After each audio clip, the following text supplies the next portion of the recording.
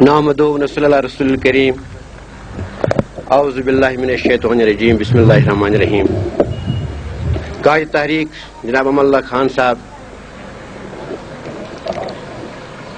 میرے وطن عزیز کے ایک حساس خطے کے غیور سامعین، السلام علیکم. میرا تعلق وادی کشمیر سے ہے. میں 1987 سے جموں کشمیر لبریشن فرنٹ کے ذریعے وطن عزیز کی آزادی اور خود مختاری کے لیے جدوجہد کر رہا ہوں. مجھے جب پارٹی کا حکم ملا کہ میں یہاں آپ کے سامنے حاضر ہو جاؤں، اس وقت سے لے کر اس وقت تک میں رب جلیل کا لاکھ لاکھ شکر ادا کرتا ہوں کہ جس نے مجھے یہ اعزاز بخشا کہ میں غازیوں اور شہیدوں کی سرزمین میں بسنے والے اپنے ہم وطنوں سے ہم کلام ہوں. فلسطینیوں کا قول ہے کہ ارباب سیاست قوموں کی تقدیر بدلتے ہیں. جہاں تک کشمیر کا دیکھتے ہیں، یہاں کچھ مایوسی کے سوا ہمیں نظر نہیں آ رہا ہے. کشمیر کے غیور عوام نے جہاں 500 سال اپنی آزادی کے لیے سامراجوں سے جنگ لڑی، لیکن اپنی روایتی سیاستدانوں کے ذریعے وہ ہمیشہ غلام رہی، اور اب تک وہی روایتی سیاست ہے جس نے ہمارے وطن عزیز کو 3 خطوں میں تقسیم کر کے رکھا ہے.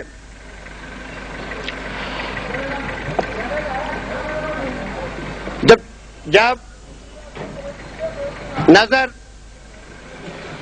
کرتے ہیں تو دیکھتے ہیں کہ کشمیر کے جوانوں نے، کشمیر کے لوگوں نے ہمیشہ سامراجی طاقتوں کے خلاف جہاد کیا ہے، ان کے خلاف جنگ لڑی ہے اور کامیابیاں حاصل کی ہیں. لیکن پھر جب حال کو دیکھتے ہیں یا 50 سالہ تاریخ پر نظر ڈالتے ہیں تو ہمیں مایوسی کے سوا کچھ نظر نہیں آتا. اس میں غیور عوام کا کوئی قصور نہیں ہے. اس میں اس روایتی سیاست، جس روایتی سیاست نے ہماری شناخت، ہماری تشخص کو اپنی کرسی کے عوض نیلام کیا ہے، جس نے ہمارے ماں بہنوں کی عصمتیں تک آج تک وہ بیچ ڈالی ہیں. 1931 سے 47 تک کا زمانہ لے لیں. جب دیکھتے ہیں کہ کشمیر کے غیور لوگوں نے مہاراجہ ہری سنگھ کے خلاف اپنے حقوق کے لیے جدوجہد کی، لیکن جب آزادی کا وقت قریب آیا تو ہماری روایتی سیاست 2 حصوں میں بٹ گئی، جس کی وجہ سے ہمارا وطن عزیز 3 حصوں میں بٹ گیا. اس کے بعد محض رائے شماری کا نعرہ لگایا گیا. محض رائے شماری نے 22 سال وہاں کشمیر میں جدوجہد کی. کشمیر کا بچہ، ہماری ماں بہنیں، ہمارے بزرگ، ہر کوئی اس کے ساتھ تھا. ہندوستان کی جیلوں میں ہمارے لوگوں نے اپنے لیے ان جیلوں کو زینت بخشا، لیکن 1975 میں پھر وہی روایتی سیاست نے جب ہندوستان سے کمپرومائز کیا تو یہ کہا گیا کہ یہ 22 سال ہماری سیاسی آوارہ گردی تھی. کشمیر کے لوگ روایتی سیاست سے مایوس ہوئے. جب روایتی سیاست سے مایوس ہو کر کشمیر کے لوگوں نے دائیں بائیں دیکھنا شروع کیا، اپنے وطن عزیز کے دور دراز علاقوں تک انہوں نے دیکھنا شروع کیا، تو 2 افراد کا نام، 2 افراد کی شکلیں ان کے سامنے آئیں. ایک قائد تحریک امان اللہ خان اور ان کے ساتھی شہید اعظم محمد مقبول بٹ.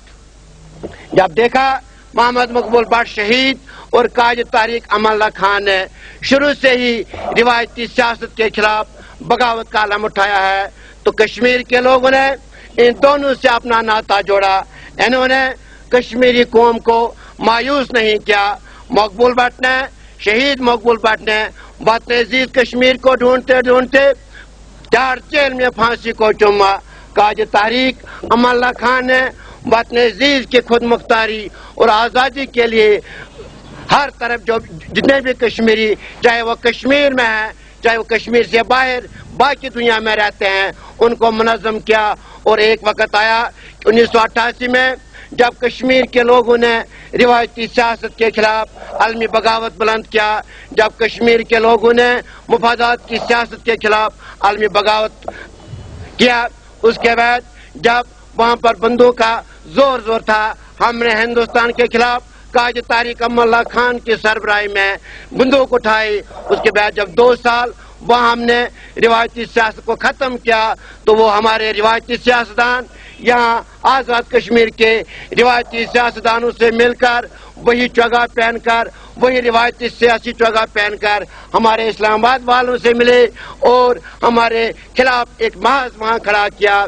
जो नारा, जिस नारे के लिए कश्मीर ने 3 साल वहाँ पर अपनी असमतें दी थी, अपने जवान उसकी नजर किए थे, उसी के लिए, उसी नारे के खिलाफ वहाँ हमारे खिलाफ बड़ी बड़ी जमातें बनाई। हमें इन बातों से कोई गुजर नहीं कि कौन क्या चाहता है। हम ये चाहते हैं कि कायद तारिक अमल्ला खान के हाथ मजबूत करें। वहाँ कश्मीर में हर कोई लड़का ये कहता है, हर कोई बुजुर्ग छोटा बड़ा कायद तारिक को देखना चाहता है, इनका दीदार करना चाहता है। आप यकीन माने 1988 से लेकर 92 तक, जब 92 में कायद तारिक अमल्ला खान ने ये कॉल की थी कि 11 फरवरी 1992 को मैं सीज फायर रोक कर बाहर चला जाऊं, आप यकीन करें, आपने BBC, वॉइस ऑफ अमेरिका, दुनिया के तमाम स्टेशनों से सुना होगा कि कश्मीर का बच्चा बच्चा कायद तारिक का मुंतजर था। वो कौन से अवामिल थे, वो कौन से अवामिल थे कि कायद तारिक वहाँ उनसे न मिल सके, वो सारी दुनिया को पता है।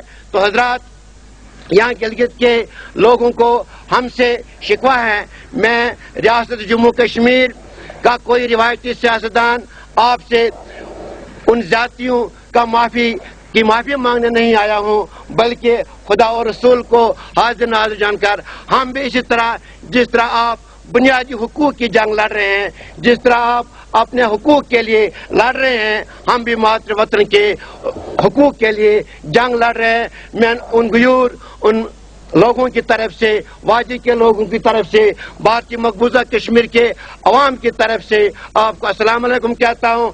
आपको ये कहता हूँ कि हम वो लोग हैं जिन्होंने 1947 से पहले आज तक, वह हमारे आबा अजदाद कहते हैं कि हमारे बुजुर्गों की लाशें इन जंगलों में सड़ी रहती थी। जब वो यहाँ आपको देखने आते थे, यहाँ से लोग वहाँ हमसे मिलने आते थे। इसलिए मैं एक बात वसूख से कहता हूँ कि पिछले दिनों मुझसे एक साहब ने कुछ शिकवे किए थे। मैंने कहा यार, ये हमारी कौम का एक अलमिया है कि हम कायदीन का रेबान नहीं पकड़ते हैं, लेकिन देखना यह कि रिवायती सियासत और इनकलाबी सियासत, कायद तारिक अमल्ला खान का की उम्मीदें वाबस्ता है 1 करोड़ 30 लाख अवाम से।